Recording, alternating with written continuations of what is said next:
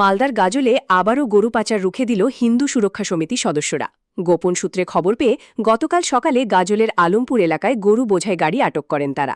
স্থানীয় সূত্রে জানা গেছে, এদিন সকালে গাজলের আলমপুর এলাকায় সন্দেহজনকভাবে একটি গাড়িতে করে গরু নিয়ে যাওয়া হচ্ছিল। ঠিক সেই সময়ই ওই এলাকায় হিন্দু সুরক্ষা সমিতির সদস্যরা গাড়িটির পথ আটকান। এত সংখ্যক গরু কেন এবং কোথায় নিয়ে যাওয়া হচ্ছিল তা নিয়ে সন্দেহ দেখা দিলে উত্তেজনা ছড়ায়। গাড়ি আটকানোর পরই সংগঠনের পক্ষ থেকে তড়িঘড়ি খবর দেওয়া হয় গাজল থানায়। খবর পাওয়া মাত্রই পুলিশ প্রশাসনের আধিকারিকরা দ্রুত ছুটে যান ঘটনাস্থলে। পরিস্থিতি নিয়ন্ত্রণে আনে পুলিশ। এরপর আটককৃত সমস্ত গরু এবং গাড়ি গাজল থানার পুলিশের হাতে তুলে দেন হিন্দু সুরক্ষা সমিতির সদস্যরা। গরু পাচারের উদ্দেশ্যে এই গাড়িগুলি নিয়ে যাওয়া হচ্ছিল কিনা বা বৈধ কোনো কাগজপত্র ছিল কিনা তা খতিয়ে দেখছে গাজল থানার পুলিশ। এই ঘটনায় জড়িতদের জিজ্ঞাসাবাদ করা হচ্ছে বলে জানা গেছে। এই ধরনের পাচার রুখতে সাধারণ মানুষের তৎপরতায় পুলিশের ভূমিকা নিয়ে এলাকায় চাঞ্চল্য ছড়িয়েছে। মালদার গাজল থেকে শামীম রাজার রিপোর্ট।